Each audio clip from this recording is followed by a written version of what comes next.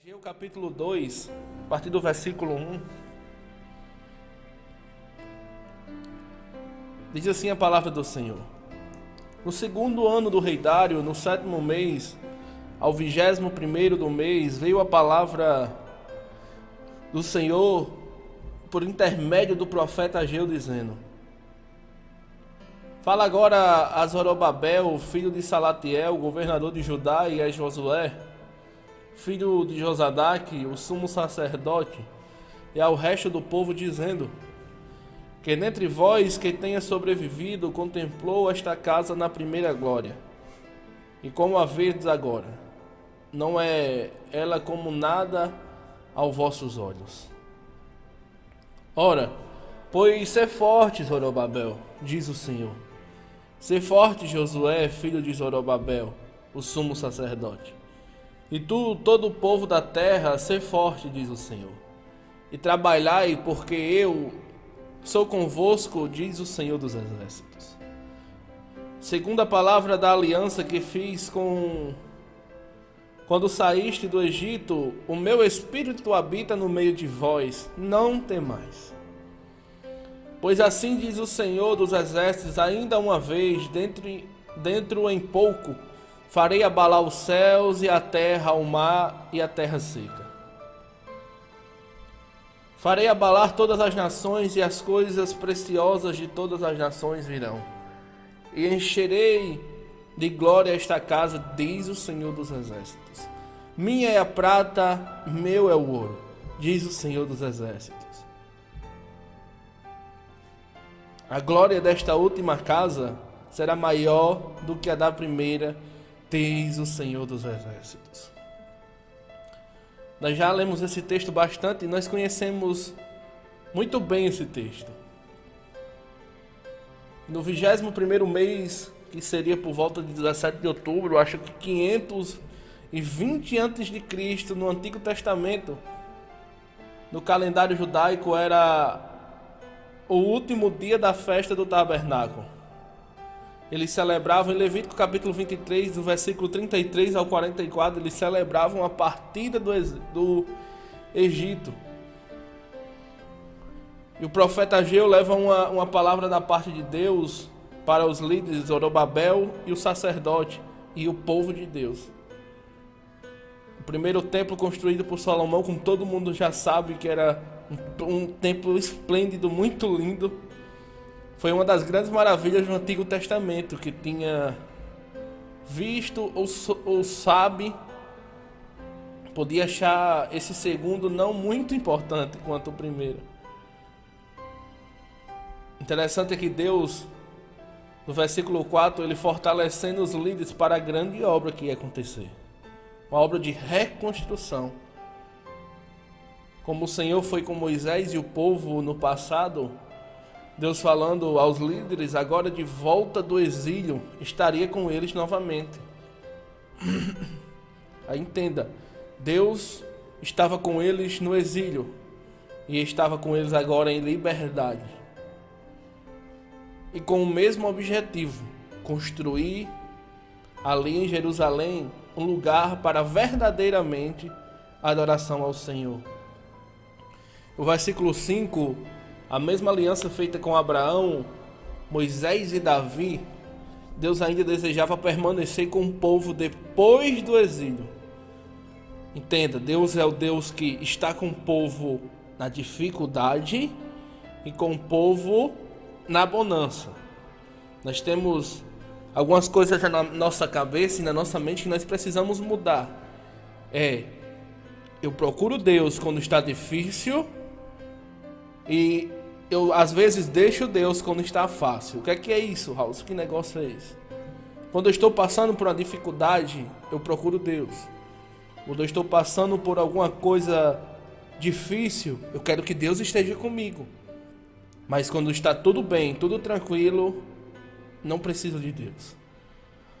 E entendo que Deus quer falar com você essa manhã, dizendo para você: meu filho, eu quero estar com você quando as coisas estiverem difíceis, quando as coisas estiverem na bonança.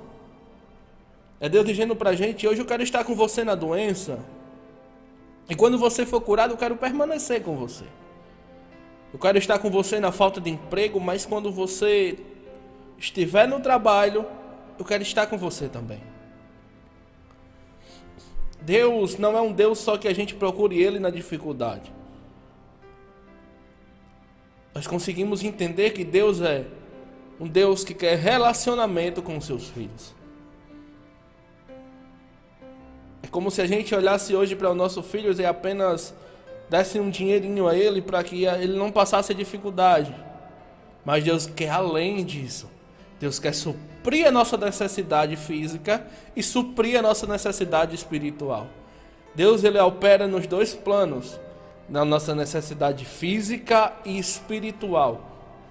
Deus não quer que nós olhamos para eles e pedimos alguma coisa e quando ele der, nós se tornamos pessoas que estão com a bênção e vazias de Deus. Não, uma das coisas que Deus mais mostra para a gente é que antes de qualquer milagre, Ele quer operar um milagre em nós. Entenda isso. Deus não havia rescindido o pacto com o povo. Depois as pessoas, talvez hoje, a gente analisando esse texto e eu pregando aqui para você, talvez na nossa cabeça Deus tem um relacionamento com a gente quando está tudo difícil. Mas quando a gente consegue a vitória, é como se fosse um contrato. Nós assinamos um contrato para que Deus tire a gente do deserto, mas quando a gente sair do deserto, esse contrato só dura o tempo que eu estiver no deserto. Mas não, esse é um contrato vitalício, é para a vida inteira. A aliança que Deus fez conosco, ao aceitar Ele quer fazer parte, Ele quer fazer morada dentro de nós e fazer parte do nosso dia a dia, da nossa vida. Ele quer operar em nós o milagre dele todos os dias. Deus não havia rescindido o pacto e o relacionamento com Israel. Ele continua sendo o Deus de vitória, o Deus de Israel. Por isso, ele diz no versículo 5, no finalzinho ele disse, não temais. O versículo 6 e 7 diz assim, pois assim diz o Senhor dos Exércitos, ainda uma vez, dentro em pouco, farei abalar o céu, a terra, o mar e a terra seca. Farei abalar todas as nações e as coisas preciosas de todas as nações virão, e encherei de glória esta casa, diz o Senhor dos Exércitos. Aqui se relata um grande dia do Senhor, e as coisas preciosas de todas as nações, onde ele abalará. É o dia do definitivo e reinado de Jesus. Mateus 24, 29 e Apocalipse 16 e 17. E agora os dois versículos que a gente mais lê, que a gente mais medita sobre esses versículos, que é legal. Esses dois versículos chamam muita atenção da gente nas palavras e por ter essa importância de Deus virar o nosso cativeiro. Você já sabe talvez alguns já sabem de cor como é eles.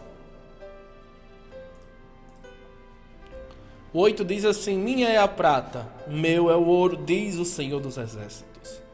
Aqui o Senhor está dizendo que tudo é meu, todas as riquezas, Ele é o Criador de todas as coisas. Ele está dizendo para nós que as bênçãos sou eu que dou. O derramamento de paz, de poder, de sabedoria vem dele. No 8 ele está dizendo que todas as riquezas do mundo são dele.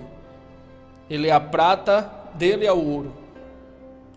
E o 9 é como mais conhecido ainda, a Bíblia diz assim, a glória desta última casa será maior do que a da primeira, diz o Senhor dos Exércitos.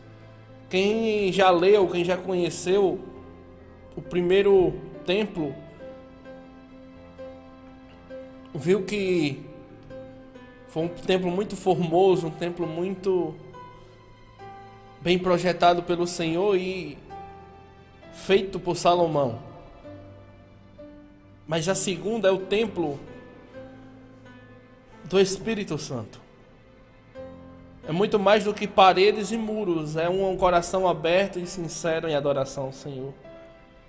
Quando nós vemos isso e lemos e meditamos que foi reconstruído um templo sem muita formosura. O primeiro templo tinha ouro, tinha bronze, tinha prata. Era uma coisa muito linda. Mas no Senhor, no segundo, as matérias-primas mudaram. Foram barro. E em João capítulo 4, versículo 23 e 24, a Bíblia diz assim: mas vem a hora, e já chegou, em que os verdadeiros adoradores adorarão o Pai em espírito e em verdade, porque são estes que o Pai procura para adorá-los. Deus é espírito, e importante é que os seus adoradores adorem em espírito e em verdade. Deus estava dizendo: não é obrigado você estar em um grande templo muito cheio de riquezas, não. Se você tiver um coração aberto, um coração contrito e quebrantado, Deus está dizendo para nós essa manhã: essa é a adoração que eu procuro. Essa é a adoração que eu procuro nos meus filhos. Uma adoração verdadeira, uma adoração sem teatro, uma adoração sem palavras difíceis na minha presença. É uma adoração verdadeira. É uma adoração que vem do nosso coração para Deus. Deus estava dizendo: eu não dependo de templo. Vocês não dependem de templo para me adorar. A simplicidade do segundo templo mostra que, para nós hoje, que Deus está à procura de um coração. A Bíblia vai dizer que nosso corpo é templo e morada do Espírito Santo. Aonde a gente vai, aonde a gente para, a gente conseguimos adorar a Deus. Deus não precisa que a gente esteja num templo lindo, maravilhoso, gasto milhões, não. O seu quarto às vezes se torna um lugar de adoração. O nosso quarto, a nossa casa se torna um lugar de adoração quando nós decidimos adorar a Deus com o nosso coração. Deus está à procura de verdadeiros adoradores, que adorem ao Pai em espírito e em verdade.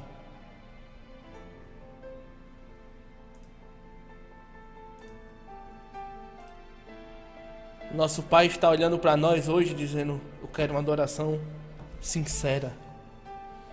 Eu quero uma adoração que chame minha atenção. Eu quero uma adoração de vocês, filhos, que mostre o verdadeiro sentido e mostre o que vocês estão fazendo para mim. Não uma adoração de boca para fora, não apenas uma adoração. Não apenas orações feitas de boca para fora e sem chamar a atenção de Deus. Não, Deus está dizendo: ore com o seu coração. Ore com toda a força. Muitas vezes nós não precisamos que nós falamos palavras bonitas, apenas a verdade. Às vezes Deus não precisa que a gente saia gritando, pulando, rodando, se o nosso coração não está dizendo isso. A gente tem um ditado popular que diz: a boca fala do que o coração está cheio. E às vezes eu discordo dele, porque às vezes o coração está cheio de outras coisas e nós falamos algumas coisas. Queremos que a nossa boca passe o que o coração não está cheio dela. É como se Deus olhasse para nós hoje e dissesse: meu filho, fala a verdade. Porque Davi foi homem segundo o coração de Deus. Porque Davi, por mais que ele pecasse, ele errasse, ele dizia: eu pequei. E esse foi o meu pecado. Davi não usava de hipocrisia com Deus para dizer: Deus soberano, Deus, estando pecando, estando errando. Não, apenas ele dizia: Pai, eu pequei, me perdoa. O filho pródigo não precisou chegar ao pai mentindo para que o pai o aceitasse de volta. Apenas ele disse: Pai, eu pequei contra o céu, pequei perante ti, eu já não sou digno de ser chamado teu filho. Pode me tratar como um desses moradores, como um dos seus trabalhadores. E o pai disse: não, meu filho, você continua sendo meu filho. O segredo de uma adoração sincera é ser verdadeiro com Deus. O segredo de uma sinceridade de coração é ser verdadeiro e claro com Deus. Nós queremos adorar a Deus, nós queremos prostrar diante de Deus e às vezes o nosso coração não está condizente e às vezes a gente diz: o Senhor me abandonou. Certo? Várias vezes eu conversando com o pastor Chico Chagas e ele me diz: Raulson, o que Deus quer é que a gente limpe o nosso coração. Limpe o nosso coração para que a nossa adoração seja verdadeira a Ele. Nós vemos Elias contra os profetas de Baal e os profetas de Azera. Elias reconstruindo o local Agora fugiu da memória. O local da adoração. Elias reconstruiu de novo, depois de eles ter passado quase meio dia até a tarde adorando a Baal, e Baal não pôde fazer nada. E Elias entendeu que precisava de uma reconstrução naquele lugar, para que ele oferecesse o sacrifício a Deus. Elias entendeu que se o local do sacrifício estivesse do jeito que ele fez, Deus não desceria fogo naquele lugar. Elias entendeu, então ele reconstruiu o altar para sacrificar ao Senhor. Elias reconstruiu, ajeitou as pedrinhas, ajeitou as pedras, colocou água no cantinho que ele fez, deixou tudo arrumadinho. Elias tendo o seu entendimento, ele dizendo: não, eu não posso oferecer sacrifício a Deus onde pessoas sacrificaram e tentaram oferecer sacrifício a outros deuses. A Bíblia diz que não tem como a gente servir a dois senhores. A Bíblia diz que reino dividido não prospera. Ou eu sirvo a Deus, ou eu sirvo a Satanás. Ou eu mostro minha adoração verdadeira para Deus, ou a minha adoração falsa para Deus me conduz à adoração a Satanás. Só existe uma pessoa, um Deus que deve ser adorado. E ele se chama Jesus, ele se chama Deus, Pai. Elias entendeu na sua cabeça que aqui eu não posso oferecer sacrifício a Deus.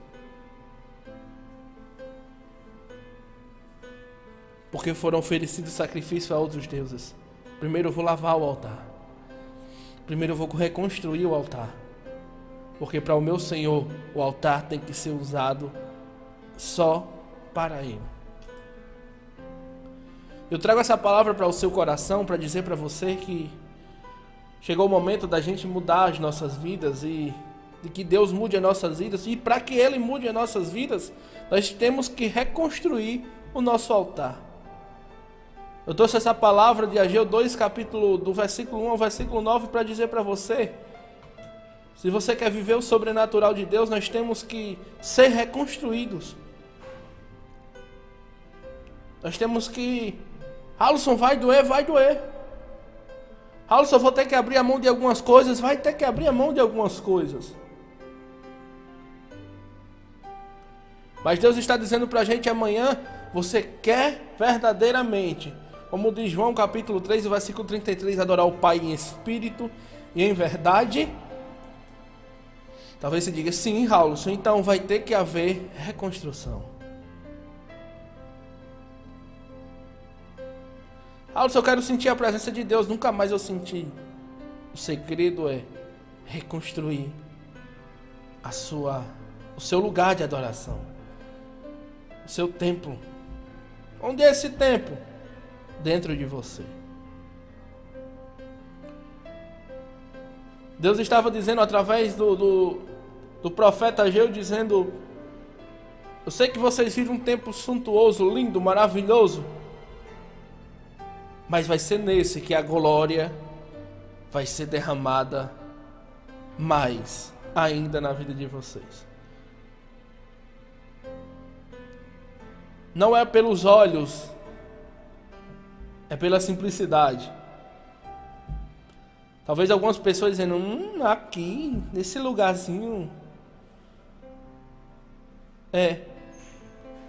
Quando a gente entendemos isso e começamos a reconstruir o nosso templo de adoração ao Senhor em nossas vidas, nós entendemos que a glória será maior do que a da primeira.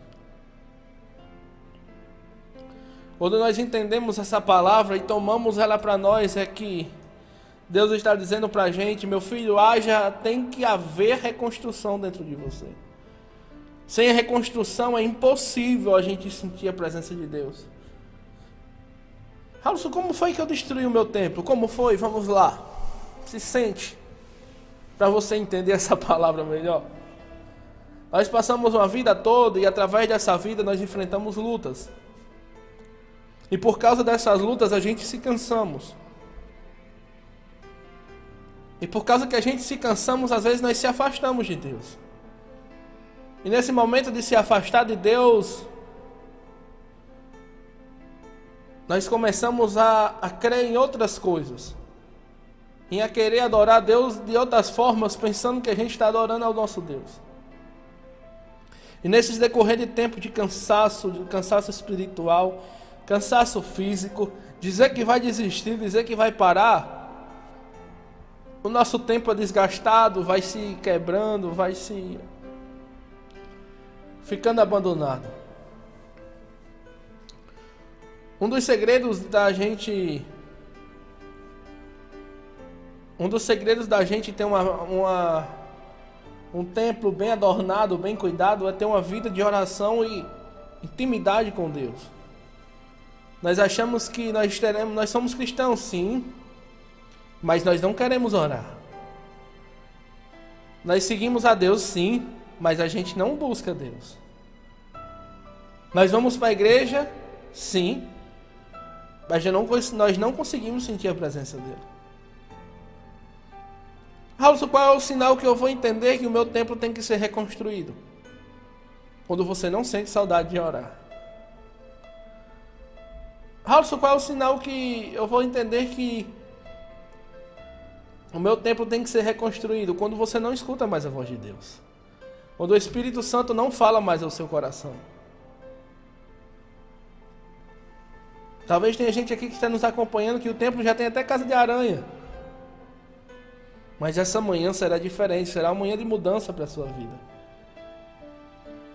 Será um dia que Deus vai tratar com você e dizer: meu filho, chegou o dia da reconstrução. Reconstrua. Interessante que a gente olhando para a vida de Jó, no começo do capítulo de Jó, a Bíblia vai dizer que Jó tinha tudo que todo mundo queria ter. Jó tinha bens, tinha gado, tinha riqueza, Jó tinha os filhos, filhas, Jó era feliz, Jó tinha tudo, mas Jó fazia o que? Ele sacrificava ao Senhor. Raulson, o que quer dizer isso? Jó, ele adorava ao Senhor, mesmo na abundância. E você quer uma coisa que mais destrói a adoração de crente? É quando nós recebemos um milagre e às vezes a gente se afasta dele. Nós somos tão ingratos que às vezes a gente recebemos um milagre e ficamos distantes de Deus. Nós não entendemos que Deus é quem nos deu e Deus é quem faz em nossas vidas. E o que eu acho mais interessante em Jó é que Jó tinha tudo. Mas ele nunca deixou de adorar a Deus. O diabo chega para Deus e diz: também ele tem tudo, por isso que ele te adora. Mas o difícil não é adorar a Deus quando tem tudo. O difícil é adorar a Deus quando não tem nada. O difícil é adorar a Deus quando está faltando. Não é quando...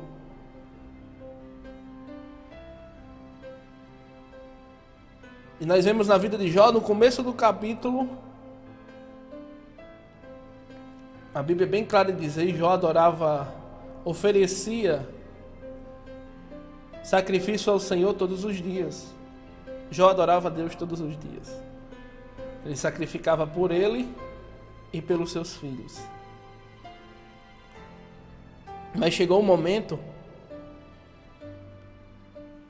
em Jó ser provado.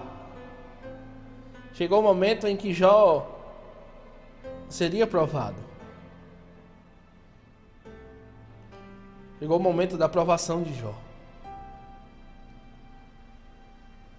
O que mais me chama a atenção é que se Jó foi fiel quando tinha tudo, então com certeza ele seria fiel mesmo perdendo tudo. Os seus amigos falaram, a sua mulher disse, abandona o seu Deus e morre. Mas ele disse, eu adorava a Deus quando eu tinha tudo. Imagina agora que eu não tenho nada. É ele dizendo, mulher, você aceitou o bem de Deus e agora o mal não queres tu aceitar? O mais difícil é adorar a Deus quando a gente tem tudo. E Jó adorava. E no dia da aflição, no dia da angústia, Jó adorou a Deus também.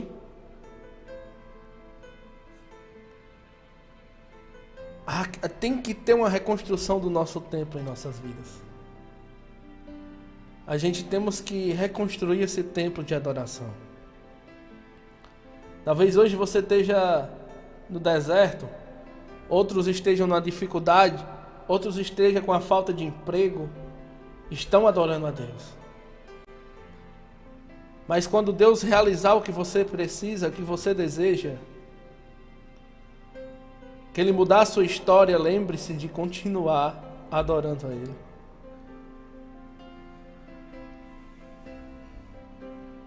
E como Ageu 2, capítulo 9, a Bíblia diz,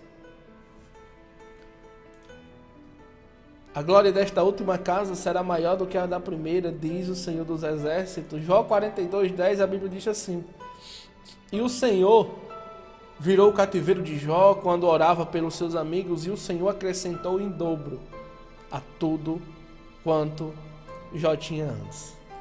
Em dobro, tudo que o Jó tinha antes.